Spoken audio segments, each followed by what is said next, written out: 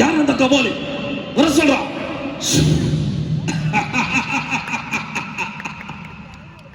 தமிழ் படங்களுக்கு ஒரு வச்சுக்கிட்டு மீசையை முறுக்கிக்கிட்டு லுங்கி கட்டிக்கிட்டு நம்பியார் ஏ கபாலே அப்படி சொன்னதுமே குனிஞ்சு சொல்லுங்க ஜமா அப்படி வந்து நீ பாடி அந்த மாதிரி கபாலி நினைச்சா கபாலிடா.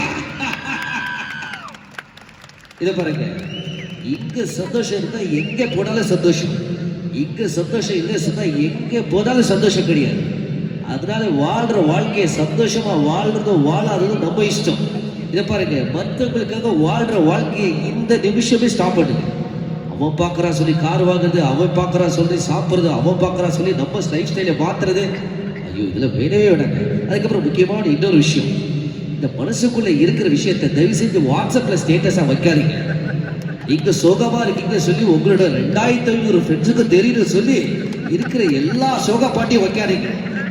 ஒருவேளை ஜிம்முக்கு போறான்னு பார்க்கணுமே, ஒரே ஜிம்மு வீடியோ தான், அதுவும் சந்தோஷமா இருந்துட்டா போதும், ஒரே சந்தோஷ வீடியோ தான்.